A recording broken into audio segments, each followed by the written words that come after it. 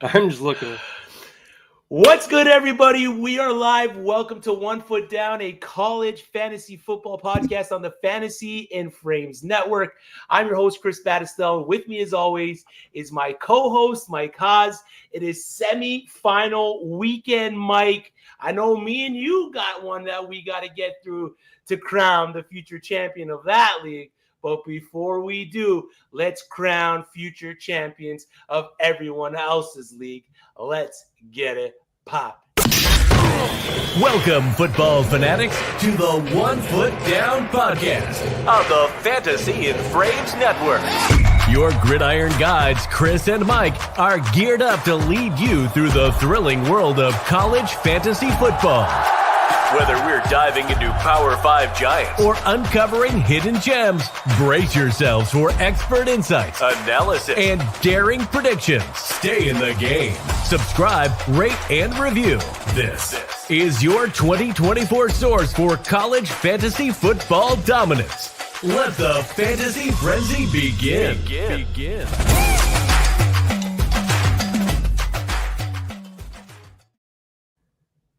What's good, Mike? We are back. Argos are Grey Cup champions. Congrats to the Toronto Argonauts with Sun Belt legend Dan Arbuckle taking down the Winnipeg Blue Bombers as giant underdogs.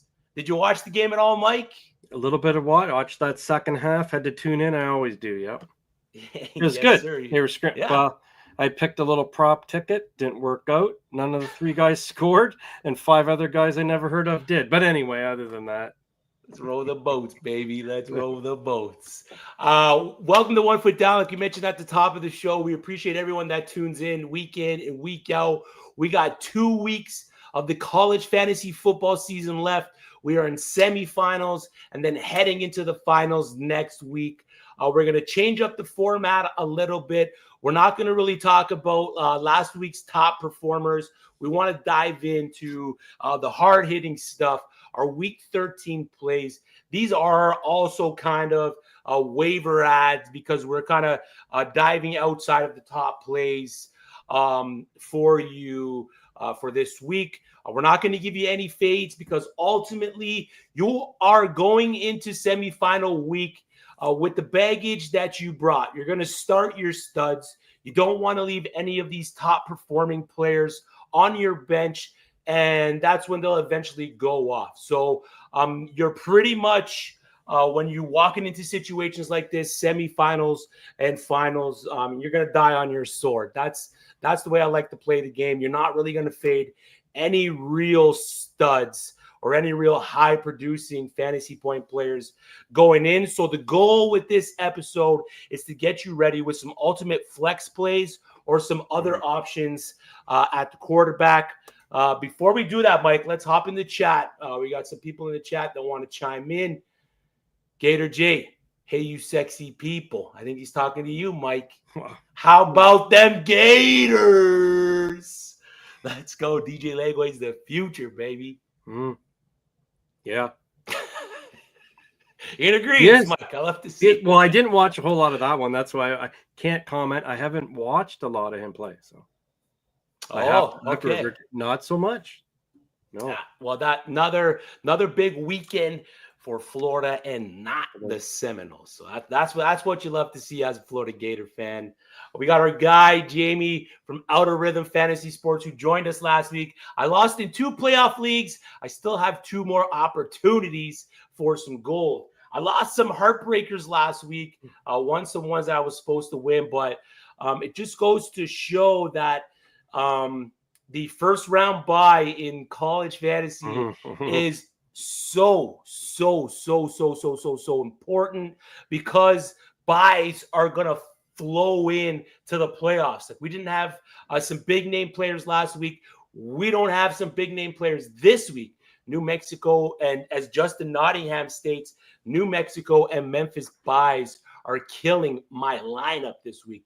Like Devin Dampier, top 5 fantasy producing quarterback, is out this week, Mike. Out. Had him last week. Played him. Now I'm not. Now I didn't play Gio Lopez with him. I was going to do double them up. Didn't play him. Then he got put back in the lineup at a later date. Now I can play him this week. But then we got to sit some other guys. So these players tonight, last week, Cam Ward. I'm like, I had a Miami stack. Well, that was brilliant. Chris, go ahead. Yeah, that was brilliant for a couple of my teams. Ward with Restrepo and all that really hurt that.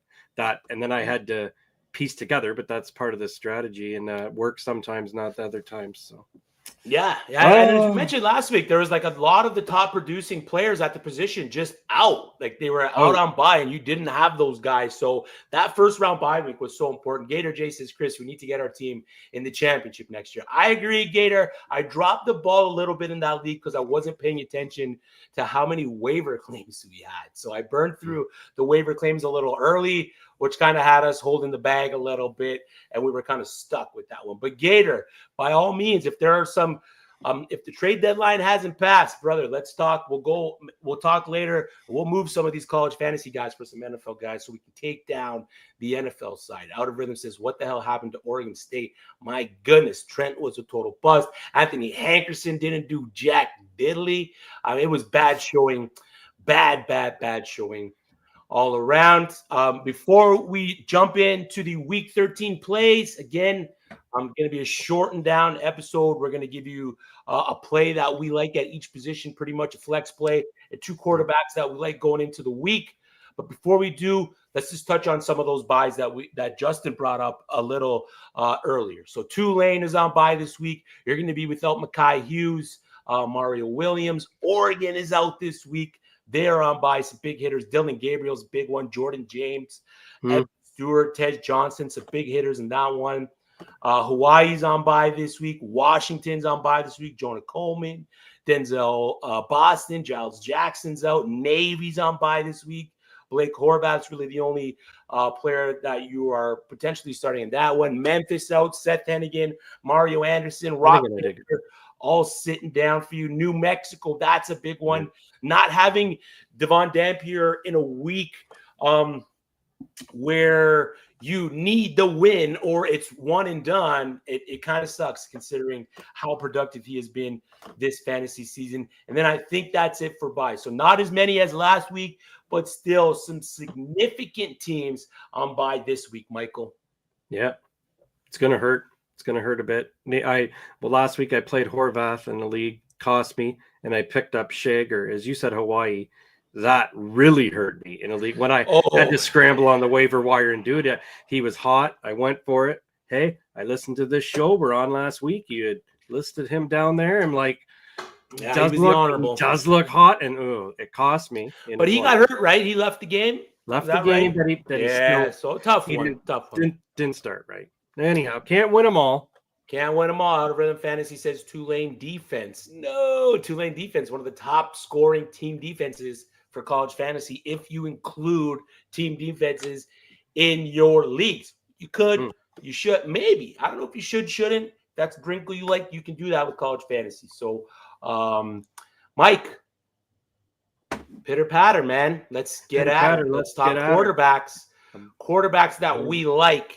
Heading into Week 13, the semifinals for the college fantasy playoffs, quarterbacks outside the top 35 scoring quarterbacks. This week, Mike, I went with Braylon Braxton from Marshall. And quite frankly, for me, brother, it's the matchup versus Old Dominion and the potential for rushing points is what I'm targeting this week. You should probably be targeting Braylon Braxton if you are the Devon Dampier manager and you are looking for a safer replacement if you don't got one. 10% rostered across Fantrax leagues. He averages 19.1 fantasy points per game. Over his last 4 starts, though, he's gotten a little bit better. He's averaging 22.75 pass attempts per game, while also averaging 13.5 carries. Now, Old Dominion, that's what they're playing this week, is a sieve for fantasy points against the position. More so quarterbacks that rush the ball. QBs with at least 10 rush attempts on the year in games versus OD are averaging 24.36 fantasy points per game. QBs in general, QBs as a whole, all the quarterbacks that have played Old Dominion on the year are averaging 22.62 fantasy points per game. So they have struggled a little bit more against rushing quarterbacks. And that just goes to show you that rushing quarterbacks in a whole are always going to potentially, I wouldn't say always, or potentially have the ability to average more fantasy points per game because of the points that they gather on their feet. So Braylon Braxton for me against OD in a game that opened with a 52.5 point total between both teams has the potential to finish as a top QB. I think where rushing QBs are averaging against Old Dominion, that would put them in that back end QB1 range for weekly finishes. So for a quarterback that's outside the top 35 in total scoring on the year, he's got a great matchup against Old Dominion this week, Mike. Yeah, there's a name that wasn't on my radar for the year, and then you come up with these guys, and now I'm in the semifinals, and now I have pressure to pick him up, and he better and you may as well go take a try, because some of the injuries, I have one particular league, my lineup of QBs that are out are extensive, and I'm scrambling a little bit, and that's why my QB I'm going to talk about, I have to play in one or two of my semifinals, I believe. But all right, before we get to your guy, yeah, and I know you've been talking about your guy for quite some time now. Well, since before the start of the year, and I haven't played him once. Would you play? Justin Nottingham's got a question in the chat, Michael. Would you play Army quarterback Bryson Daly, who is a top 5 quarterback on the year in fantasy points and fantasy points per game, versus a stout Notre Dame defense?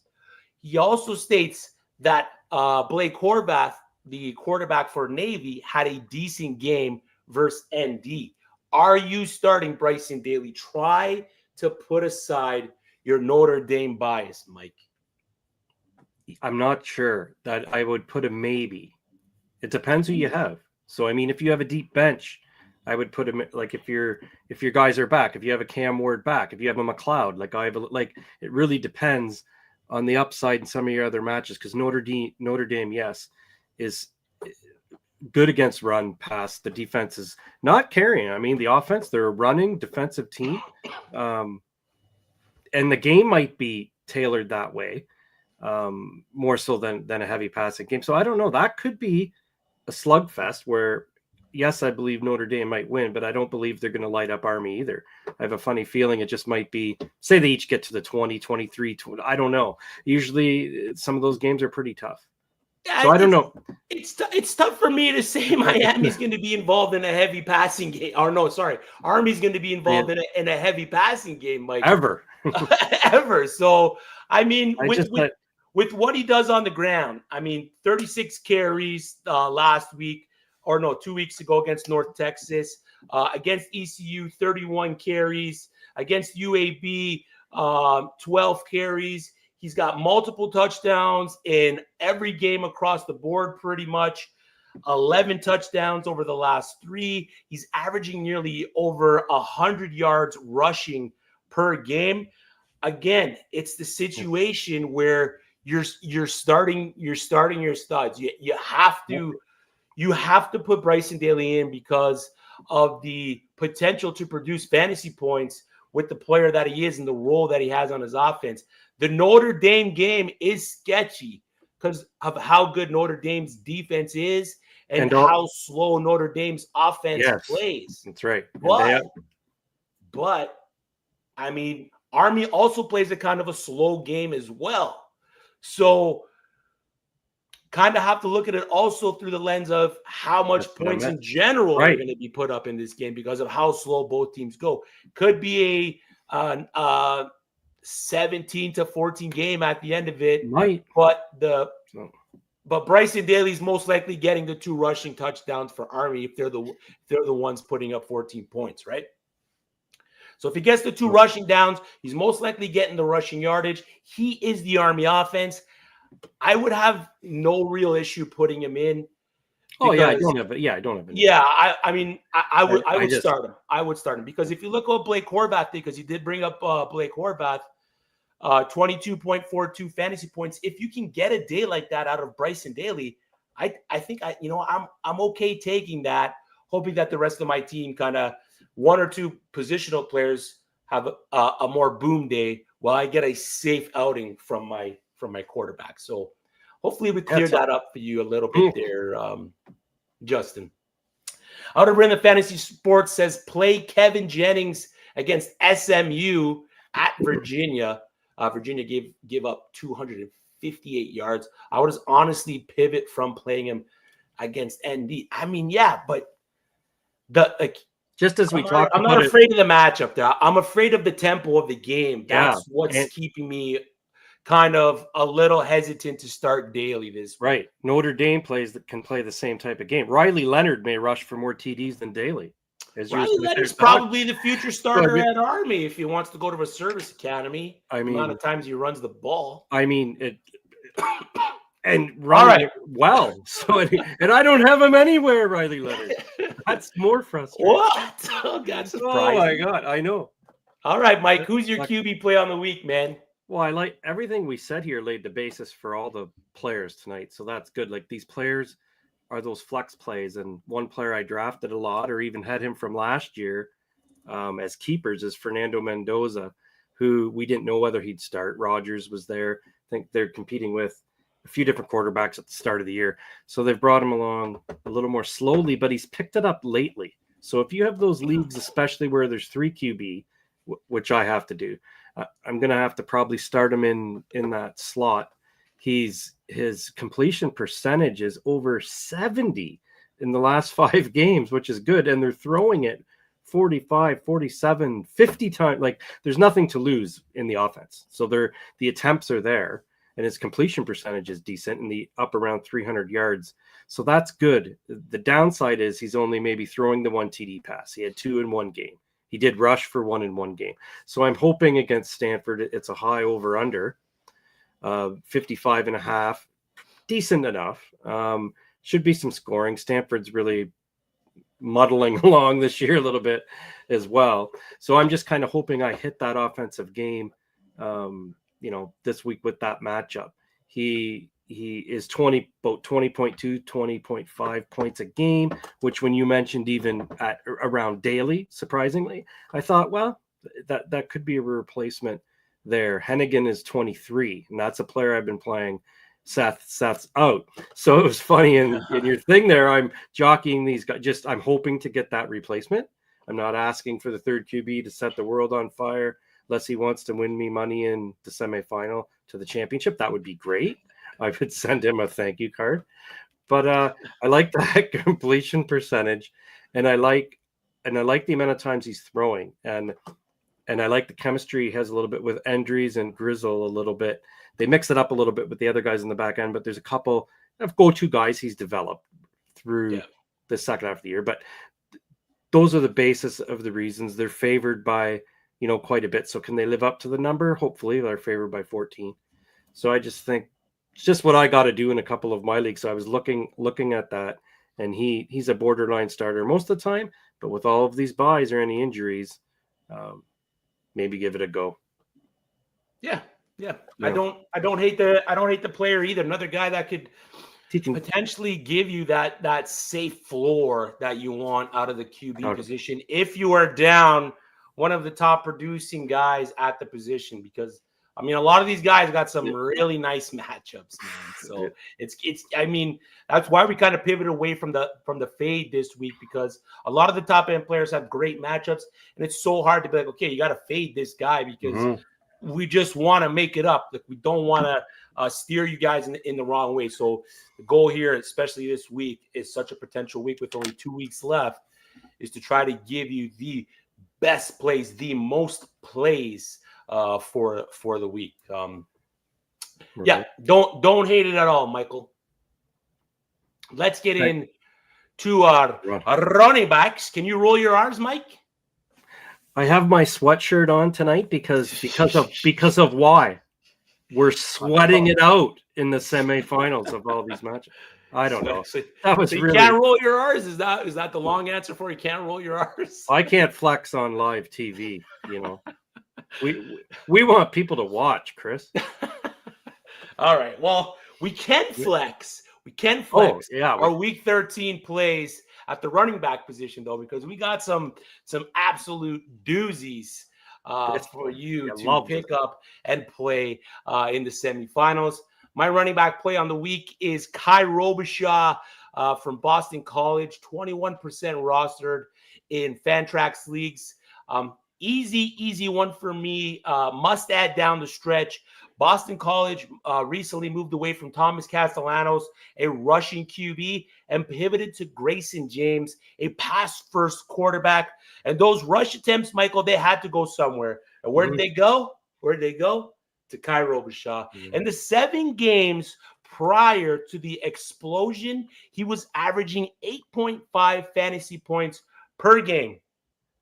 They've gone to Robichaud since the benching in Syracuse, and it's been wheels up since. Thomas Castellanos has since transferred out of Boston College, and in each game, Kai has put up at least 21 carries, 28 against Syracuse alone, has averaged 27 fantasy points per game over the 2 outings, where he is RB7 amongst running backs that have played at least 2 games. I know it's a small sample size, but that's all we got for his production, for the production that he has producing over the last little bit. 6 touchdowns over the last 4 games, 4 touchdowns over the last 2. He has handled 62% of the team's total rushes through that span. A lot of Boston College's rushing offense went through Thomas Castellanos when he was quarterback. This week, he gets the University of North Carolina, a team that put Star Thomas on the map, Michael. On the map. Have you ever heard of Star Thomas outside of the University of North Carolina game? Not really. I mean, the one thing I've learned this year is we like to talk about how many players there are, and then there's even twice as many players as we think there. Like that we're talking about that. Yeah, especially now, because some of these teams that might not be competing for any kind of bowl game or anything else are going to be putting in these underclassmen to try to get them the reps. And Kai Robichaud is not that, but he's a player that's under-owned, that should be owned going into the semifinals and the finals. Lead running backs against the Tar Heels on the year are averaging a gorgeous 19.1 fantasy points per game, and that's good enough for a weekly top 25 finish. With the usage and the game plan that Boston College has shifted to, it's a no-brainer to add and plug Robichaud into your lineups. Side note, if you are a CFF Dynasty player, Campus to Canton player, or you have Kai Robichaud, you have an extra roster spot, just in case anything was to happen. Jordan McDonald's another potential add. He's been the RB2 over the last 2 weeks, just behind Kai Robichaud. So if you're looking for a handcuff, not that you really roster handcuffs in college fantasy because of how expansive the player pool is, but Jordan McDonald could be a potential pickup. Mike. Screaming Eagles. The Screaming Eagles. The Screaming Eagles. The Boston Eagles. College Screaming Eagles. Picked up Robichaud. Justin Nottingham picked up Robichaud last week, rolling him out this week. Glad to see you like him too. I can't deny the recent production and what Boston College is doing without Castellanos. So I love it, Justin. Bryson Washington playing Houston this week, not a bad option. Again, you're firing up Bryce. You're firing up Bryson Washington. No doubt. Yeah, he's. I was going to say, but you know who also got in the end zone the other day. Yeah, come on, When I saw it, I'm looking through the scoreboard. With my heart, quit playing games with my heart. My boy, don't even bring up Dawson. One up. It's like Teddy Pendergrass down. You're killing me, Mike. Oh, all of these players are right now. You made me think. You made me think. Sometimes the seniors that are going out might play, right? So a lot of senior guys might get last kick at the can is one scenario. Yep. Or the teams that have to sneak into some type of bowl. You need that record to sneak in. We have to start watching them in the playoffs. So you might have to. So just look at your team a little more in depth to see kind of who's been playing more. Which I'm picking up my player when I'm ready to talk about him. But that's those are exactly. If you're in a campus to camp league, CFF Dynasty, cut some of those guys and pick up some just try underclassmen. Exactly. Pick up guys that might have roles, quarterbacks that might have roles going into next year. Look at Oregon's QB room. See who might be the next man up. Is it going to be Dante Moore? Is Dante Moore on your waivers? Can you go snipe Dante Moore off a team that's competing if there's no trade deadline? If you have a team that's in the semifinals, you're not in the semifinals, you want to pick up a player that potentially could put up some points next year and you want to go grab him, go make a trade for that player. Mike? Yep. We got a question in the chat. Mighty John McGlynn from Dynasty Evaluation. Make sure you go check that out. Sorsby. Do I start Brendan Sorsby, my boy, versus Kansas State or Gio Lopez versus Southern Miss? Gio Lopez. Okay, he was quick with that. Gio Lopez versus Southern Miss. Had to be quick. Had to be decisive on that, Chris, and get in there. I love Sorsby. Running great. So two great matchups, though. It's right, Kansas State and Kansas Southern State. Miss. Kansas State can be one of those teams that then you go out and watch and playing that rough and tumble and run themselves and control the clock. They're another team and get with Giddens and everybody, like just mess up the game, play that hard-nosed style that I always get afraid of in fantasy. Certain teams, South Carolina, Kansas State, teams traditionally, if weather is somewhat of an issue in some of these with rain this time of year and stuff like that, looking at some of those variables is the only thing. But Sorsby, I like. I'm not sure he'll run the 100 on Kansas State, but this past weekend he did. So I do see that upside. I do see the upside of his, when you say the rushing that gets us to that bonus, right, is a big deal. But yeah, absolutely. And then Jordan McLeod last week against Southern Miss put up 31.6 fantasy points. Brad Jackson too, who came in for relief, freshman. 17.28 fantasy points. So you see Jordan McLeod's a senior. Yeah. If Brad Jackson has the potential to be that next man up, I mean, doesn't hurt to throw a potential starter onto your bench. So John, good luck. I like both. Gio Lopez. If you have a three, if you can start both. If you have a three QB league, All right, Mike. Kai Robichaud was my QB play for running back play for week 13. Yeah. Who's yours? You got a pirate. I'm picking on I'm picking on poor North Texas matchup again because the over-under, not the only reason, but the over-under again is set at 73.5 points. 73.5 points again. So I know they don't always reach those targets, but Rajal Harris, running back for ECU Pirates. He's talking to you, Utah State. I think he's running the ball pretty well lately the last few games. So it's another somebody hot. I traditionally like to pick some of these players that are now picking it up. He was injured last year a little bit, got quite a bit. And to start the year started slow, but they're now giving him, his props a little bit, and his numbers on the year are pretty good. 146 attempts, 730 yards, 7 TDs, and 4 TDs the last 3 games, and just over 5 average per carry. So I think in that matchup, I have him in 2 leagues. One, I had sat him out, not good, because then he perfect in the flex. So not in your starting. 2, definitely not, unless you're really desperate there. But down in those flex spots is where I would slot him in. He's breaking the odd long rush lately too, like a 50-some yarder, 30-some yard. Like he's breaking some longer room runs. Plays, baby. So just like it's a momentum-based play. Numbers are great, right where the numbers you'd want in the flex position, and playing a matchup where they're where they're favored by that only 3, with a high total. So North Texas, so be jump on that game, which we said last week, jump on both sides. I know you have a few, I believe, is Sheffield and them on North Texas, where people might want to play, I'm trying to find out who I'm plugging into my lineup in our matchup. Mike? Oh, well, you're trying to back me into a corner like that with some sneaky tactics. Well, I need to really know tonight, like it's going to take, there's games every night. So, I fall asleep. Just know I'm putting in Ashton Janty, Mike. Oh yeah, that's going to be well. I'm matching you with Dylan Sampson and Quentin Cooley. They're coming up. Both of them, bro. Gonna need them. Gonna have to go 2 for 1. So Raji Harris start ECU. In my flex. Yeah, Kai Robichaud start for Boston College at the QB. Braylon Braxton from Marshall and Fernando Mendoza from Cal are our QB plays. Again, Kai Robichaud, Raji Harris are our running back plays.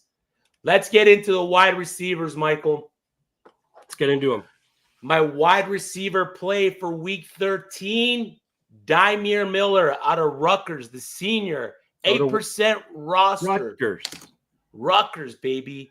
Good. Miller has been the wide receiver one for Rutgers over the last 3 games, 34 targets, 24 receptions, 296 yards, 3 touchdowns. The dude has been lightning. A top 15 fantasy producing wide receiver through that span, averaging 19.87 fantasy points per game. When it comes to times like this, Michael, the semifinals, it's all about fantasy point fabrication. And where can you find it? As wild as it is to say, it's here on this Rutgers offense. Now, they face Illinois this week, and you might look at Illinois and think, I don't know if that's a premium matchup. I don't know if I want to play Dymere Miller against the Illinois Fighting Illini. I have a question for you. In the middle of your guy, you're talking my favorite QB, Callie Ackman. Oh God. No, Callie Ackmanis. 8th, baby. Yeah. I mean, this is anyway, go ahead. I don't mean to interrupt, but you used to give me such a hard time about him. And I agree. Sure. I mean, sure, he threw 10 passes a game in his last team, and sure, he threw a few. But anyway, go ahead. Now my point is we're relying on Callie Ackmanis now. Yeah, we are, Michael. All right, let's go. I love it. But fear not, though, because you can count on Callie Ackmanis this week against Illinois, Mike. Yep. Slot wide receivers and tight ends that primarily play out of the slot have been chewing up this Illinois defense. Isaiah Johnson just last week, Michigan State wide receiver. Kudos to Solving Football at Solving Football on X. If you're not following him, make sure you go and follow him. He does a lot of great work with up-and-coming prospects. He was in on Isaiah Johnson last season when he came in as a true freshman. He's been a little bit a part of Michigan State's offense the back end of the year here. He had his best outing against Illinois. 3 targets, 3 receptions, 70 yards, and a touchdown. 30 of 31 snaps lined up in the slot. 14.5 fantasy points. Tez Johnson out of Oregon. We all love Tez Johnson. Yep. 6 receptions, over 100 yards, and a touchdown. We saw Max Clare, Purdue tight end, a tight end that primarily lines up out of the slot. He had a good day against Illinois. Luke Grimm, Kansas wide receiver, slot wide receiver, had a great day. Over the last 3 weeks, slot wide receivers are averaging 14.46 fantasy points per outing. Dymere Miller, 121 snaps lined up in the slot over the last 3 weeks. That's 40.3 per game. He's really been involved in Rutgers' game plan over the last 3 weeks compared to 27 per game over the previous 7 outings.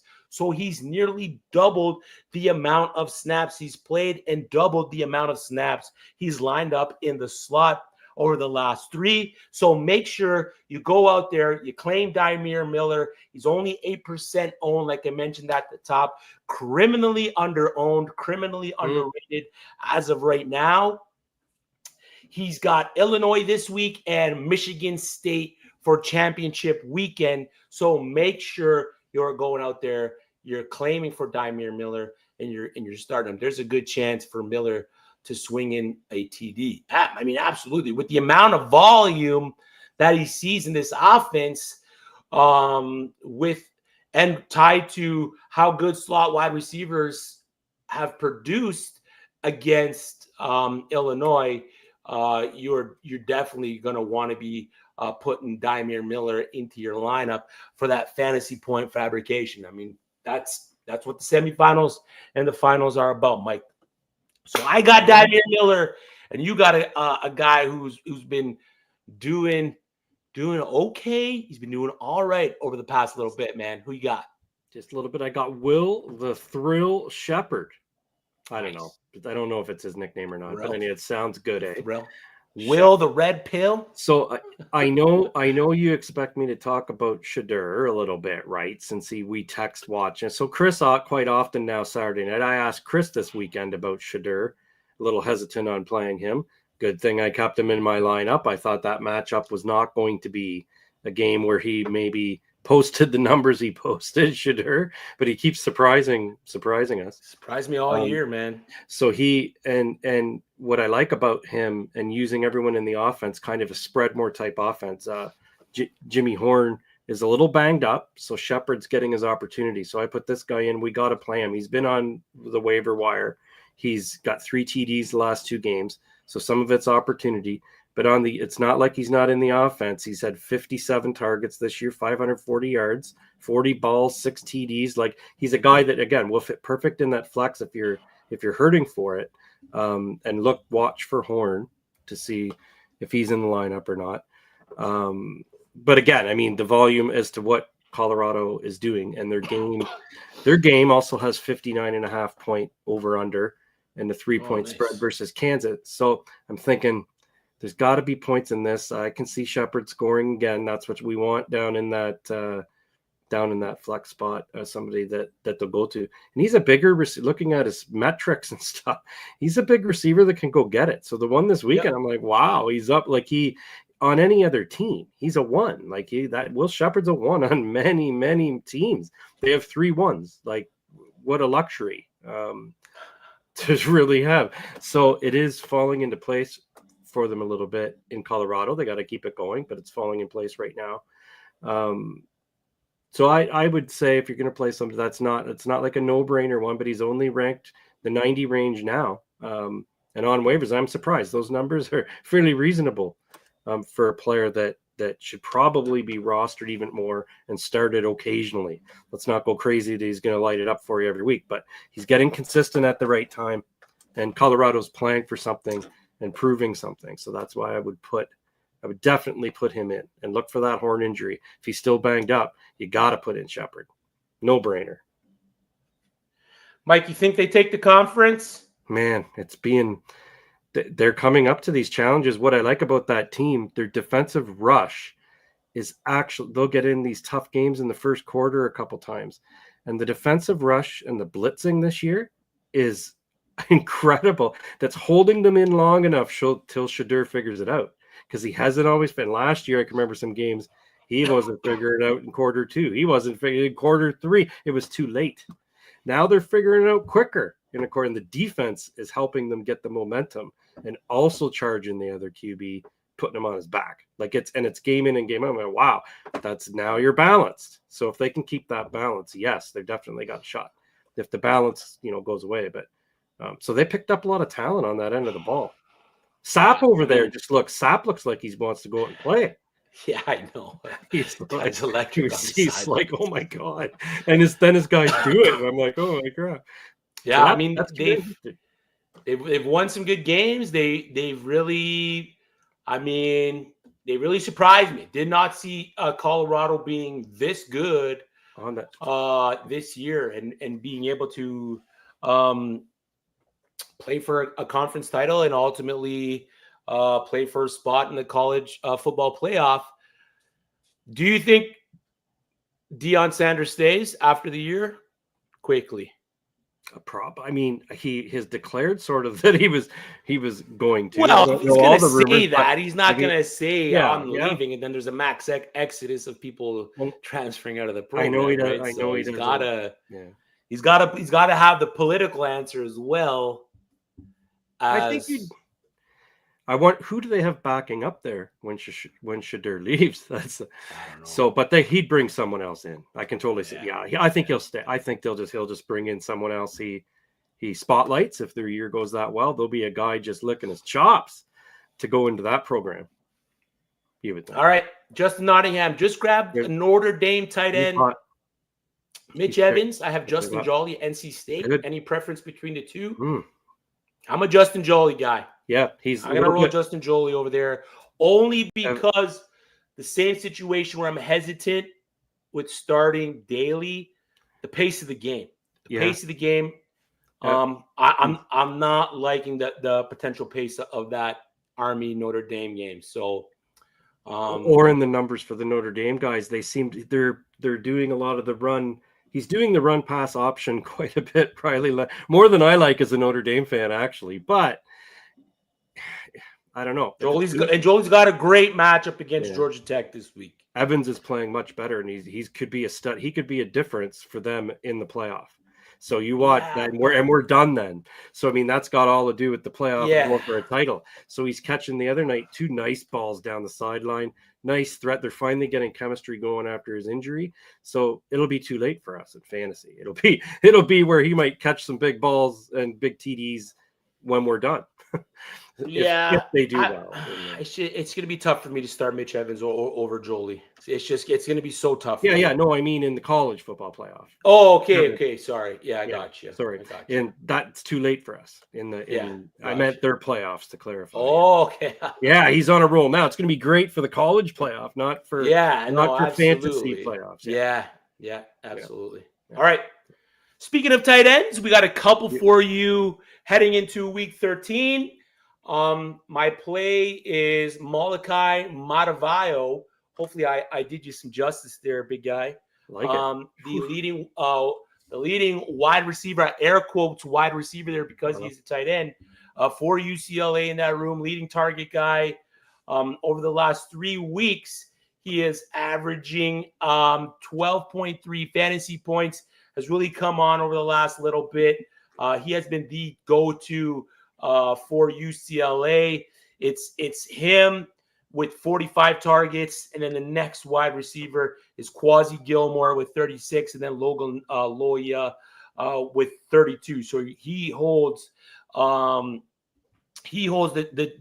target share lead for the Bruins. He's also the leading receiving yard player in that room with 404 yards. He does only have the 1 touchdown, so that's a little detrimental to his success. But seeing that he can still produce some decent fantasy points for you on a weekly basis without that touchdown is what you want. So you want to chase those targets for these back end tight ends with not a lot of the high producing tight ends on bye this week. You're most likely not starting Malachi, but he's got a great matchup against USC. We all know how USC kind of lends itself to opposing offenses putting up yards and points. So I don't hate the matchup this week if you're looking for someone else to plug in. If you don't, maybe you want to start Tyler Warren against Minnesota. But again, you're starting Tyler Warren against Minnesota because of his role in that offense. Oronde Gadsden against UConn. UConn's been great against opposing tight ends, but Gadsden he's a different breed. Maybe the only one I don't start this week is Stowers against LSU, and because LSU's been terrific against tight ends. So if you're looking for someone to potentially put in your lineup, we got Malachi Mataval, and Mike's got one of my season favorites. Who is it, Mike? Yeah, interesting. When I was just doing a little bit of digging, I know he has opportunity here. Bauer Sharp, Oklahoma, and I know they have a tough matchup, obviously at Alabama. But this player kind of seems to be ascending a little bit at the right time too, consistently for the year. Anderson has hurt me all, his injury, and they've had other injuries there, so that's created a little bit more opportunity. But I base this on pretty high over and under. It's almost at 50. Who knows what we're going to get if Milroe runs the ball and Miller and they're all sharing the ball in Alabama. So the script might not be too awesome with the game, but Oklahoma also can play that style as well. So in that style of game, we only need 5, 6, 7 targets if we need a tight end to fill in for this week. So this is only based purely upon our tight end script here for the year, that it's hard to find, and we all don't own 2 at the position that are constantly producing. Many might own 1. However, that being said, if we're in the semifinals, most teams should have those 2. So it's creating this little thing at the tight end. These might not be as sexy picks. You should already have a couple in there if you're in the semifinals. But nice player. He 39 receptions, 7.7 average for receptions. And then I kind of picked in these last few games they played Ole Miss, who's been playing one of the best pass rush D in the nation. And he was 8 for 53 and a touchdown. And so whatever, like if you're needing somebody, he's at the right time. So hopefully that's what you want, just so that you don't lose based on that position and based on that matchup. And he has 15 receptions over the last 3. So again, I fit with my theme here, just trying to pick some guys that look to be a little bit more in a role and chemistry wise with the quarterback. If they hit, you throw in a couple Harris, this guy, they hit that can definitely help you in the semifinals, as long as go for it. Go for some of these guys you haven't played. But this player is going to be good, in the future.